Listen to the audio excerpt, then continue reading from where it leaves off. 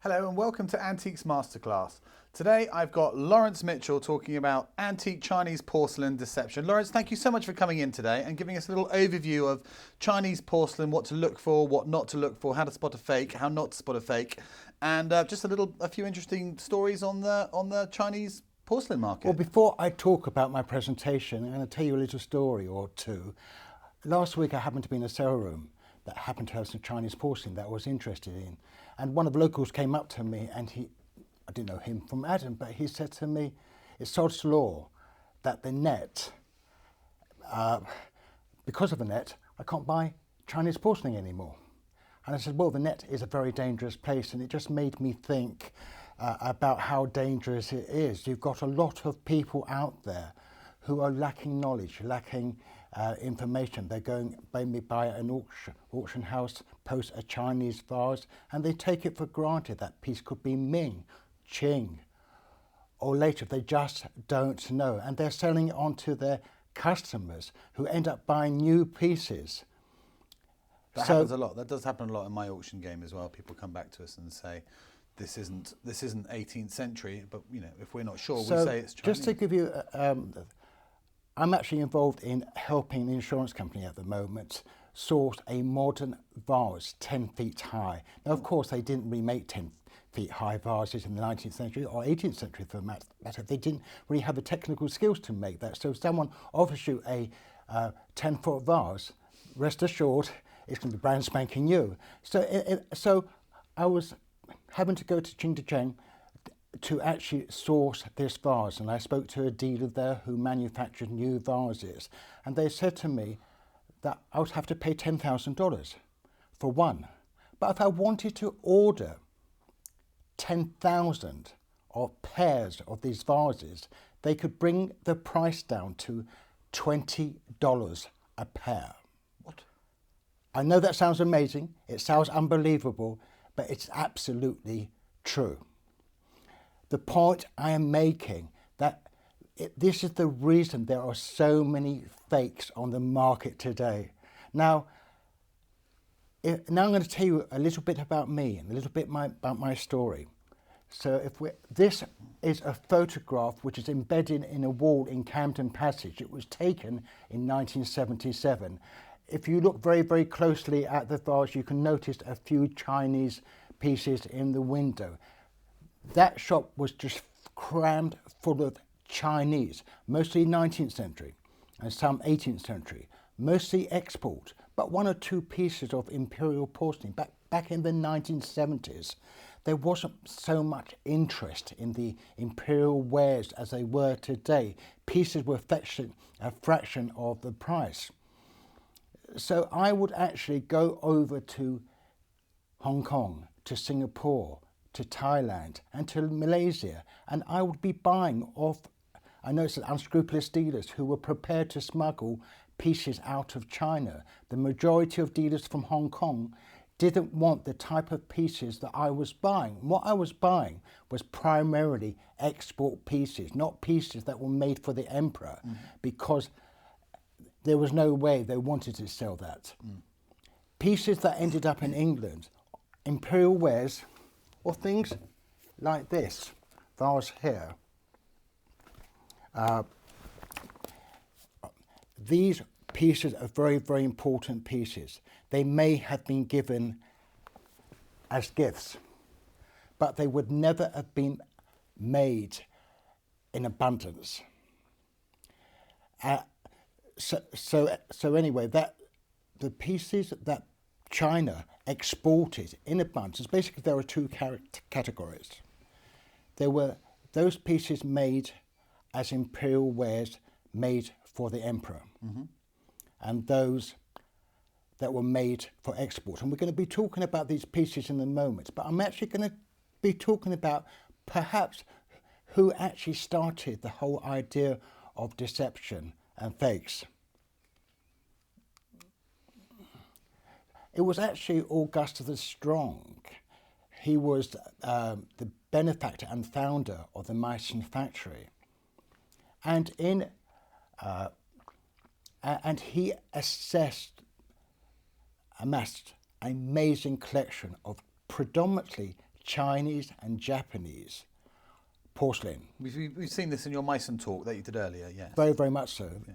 So, right, and it's one of the most important collections of its type in this world. But because of him, all the other members of the European aristocracy and English, if you go into any stately home, Blenheim Palace, Woburn Palace, the Queen's Collection, you are going to see an abundance of Chinese export porcelain.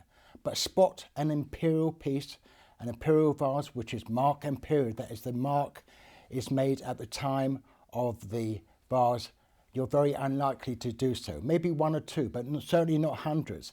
But if you were to add up all the pieces of Chinese export that are sitting in stately homes, and we're talking about important vases, very much like what I'm going to show you in a moment, you're talking about hundreds or thousands of pieces, an immense collection.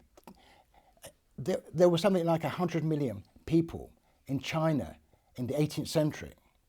Certainly in the 19th century, all they did was make porcelain. Porcelain to be exported to the West. It was their biggest export, wasn't it? Very, very big. Quite amazing. So what Augustus the Strong did, he did something that no one else had ever attempted to do.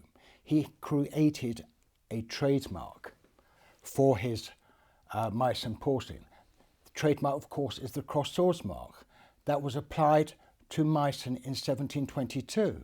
However, there was a certain Frenchman around 1730 who wanted Meissen porcelain without the mark, or Meissen porcelain painted with the mark over the glaze, because he had deception in mind, and that was to sell Meissen porcelain as authentic Chinese and Japanese, because back then Chinese and Japanese ceramics was far more expensive than Meissen.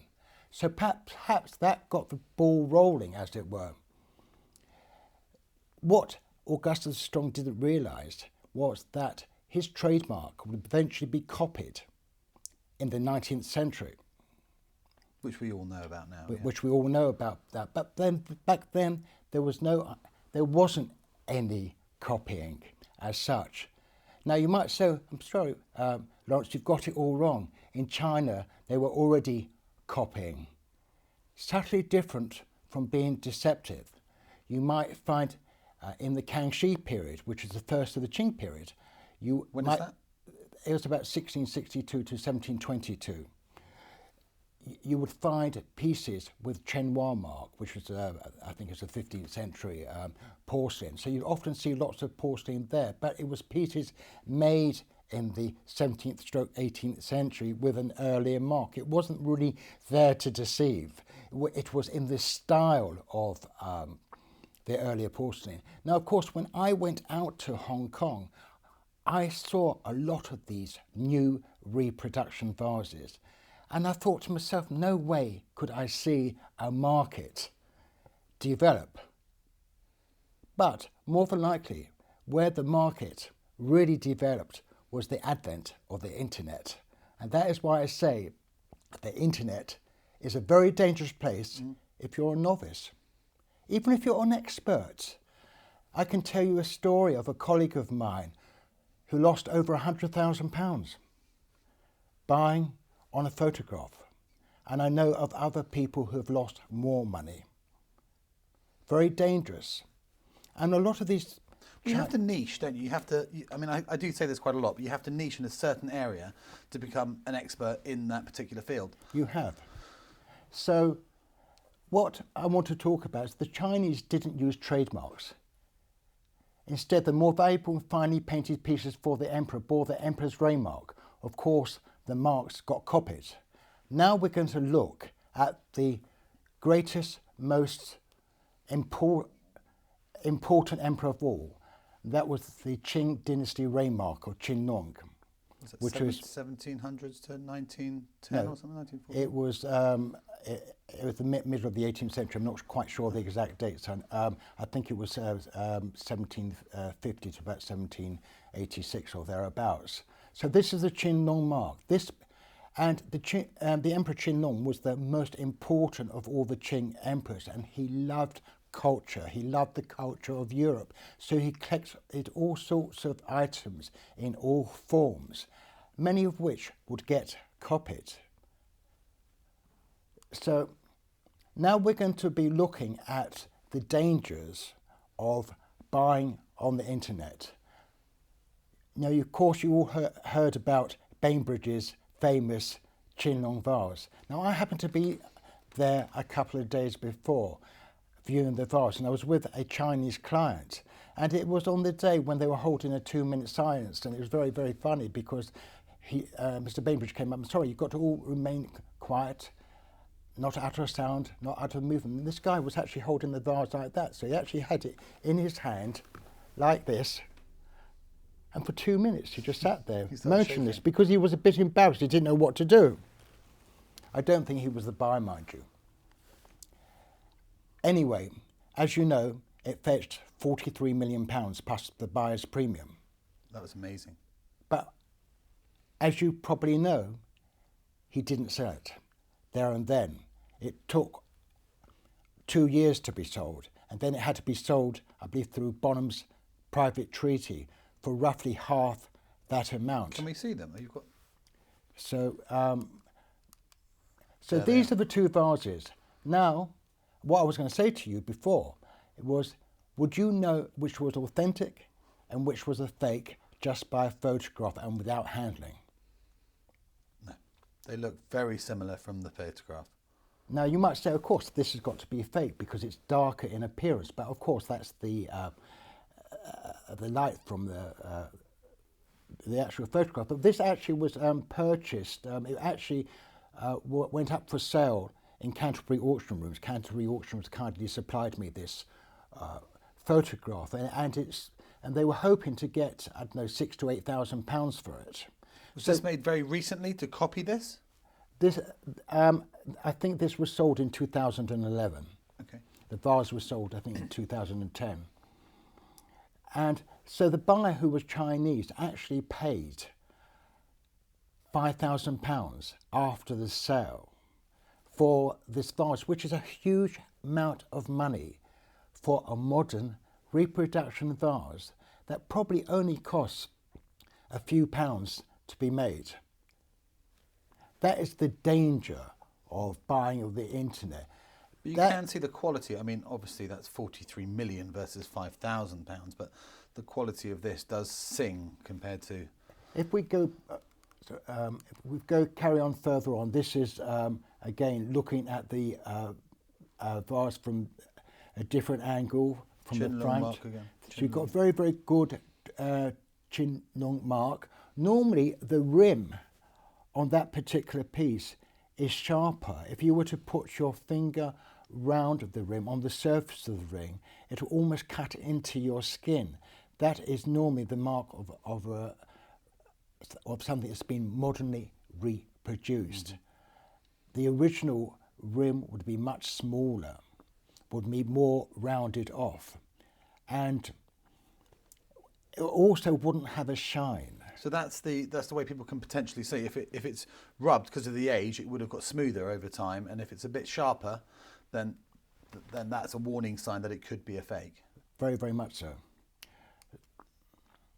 So again, this is the vases side by side. Sorry, I'm going the wrong way.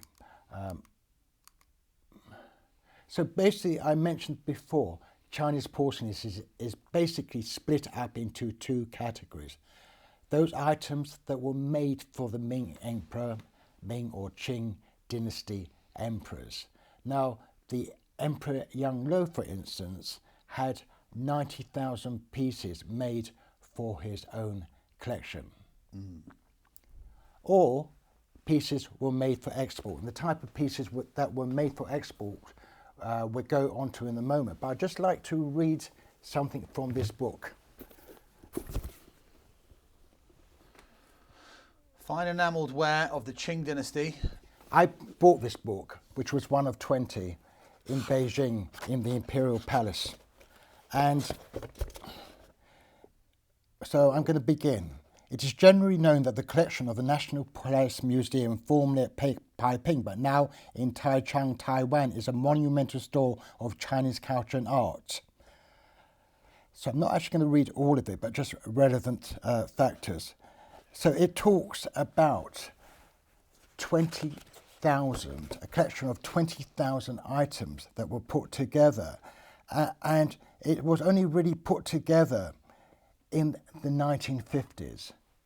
And what it talks about is each reign of the Ming emperors made its own porcelain, and a total of over 8,000 pieces of the Ming period are in the Palace Museum.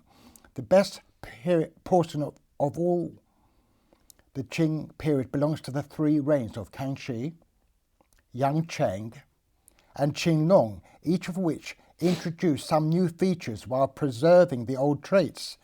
Another 8,000 pieces, the fruit of the creative genius of this golden age, have thus been added to this collection. Altogether, the Palace Museum, together with the National Central Museum, which is now located in Taiwan and whose porcelain collection has been also a part of the former Imperial court, contains no less than 20,000 articles. Now, I've been to this museum in Taiwan, and it's absolutely breathtaking when you just see these vases, just as you go into the entrance, just lined up. Each vase is some only a mere few centimetres high, are worth literally millions each. Now, imagine 20,000 times £1 million as being a base price of what some of these items are worth. And imagine that perhaps 100 items in that collection are as rare or even rarer than the vase that made £43 million. Just showing you what, so this book contains the very, very best. And